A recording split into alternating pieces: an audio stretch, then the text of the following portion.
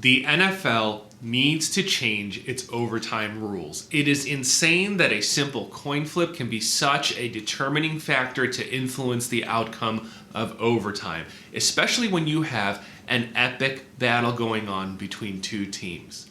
Hey, what's up everybody? This is Parlay Doc representing oddsjam.com, and unless you were sleeping under a rock, you know exactly what is prompting this conversation. That crazy epic battle in the AFC divisional playoff game between the Kansas City Chiefs and the Buffalo Bills that resulted in the Chiefs winning in a 42-36 overtime victory. Now look, I want to preface this by saying I am a Chicago Bears fan. Yes, a Chicago Bears fan, a sad fan.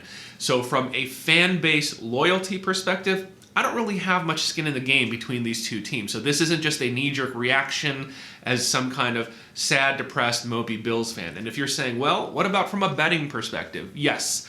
To be transparent, I had a Bills futures bet and a Bills versus Rams futures bet. I also have a Kansas City Chiefs to win Super Bowl futures bet.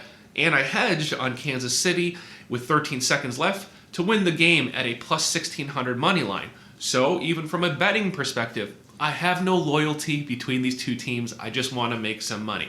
So with that out of the way, I'm bringing this to you from an NFL fan entertainment standpoint. So this is what I'm talking about. You have two teams, two future Hall of Fame quarterbacks going toe-to-toe in a crazy entertaining game. The last 2 minutes of the fourth quarter was just bananas, okay? You basically have Josh Allen connecting with Gabriel Davis for Gabe Davis's third freaking touchdown of the game. What a beast, to put the Bills up.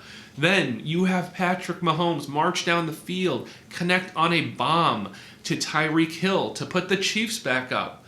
Then when you think all is lost and there's no way that the Bills can punch back, you have Josh Allen connect with Gabriel Davis for Davis's fourth freaking touchdown to put the Bills up with 13 seconds left. Now, what started off as a joke on social media saying, well, 13 seconds is too much time, ended up being true. 13 seconds is apparently too much time for Patrick Mahomes.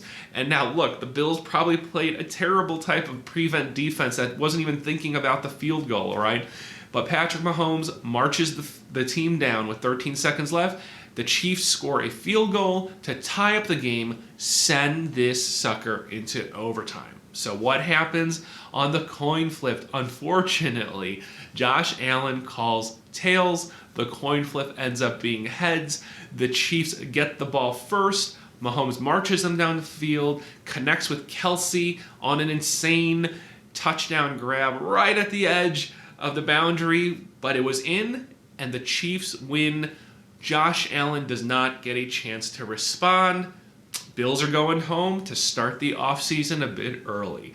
So this is what I'm talking about. I think from a fan perspective, look, I think it's insane that it's kind of this like pseudo sudden death kind of deal where if you score the first touchdown, your team wins and that's the end of the game. But it also sucks in a game like this when you have two quarterbacks just slinging, throwing bombs, you know, connecting with their receivers, going back and forth. This is what we want to see as fans, okay? And to have it end like this without Josh Allen having one chance to just respond back, it just kind of sucks a little bit, in my opinion, as a fan. Now, I know some of you out there will disagree, and some of you are saying, well, this is how it's always been, okay? And why don't you just learn how to play some defense, okay? I hear what you're saying, but here's my counterpoint to that, okay? You're saying this is just how it's always been.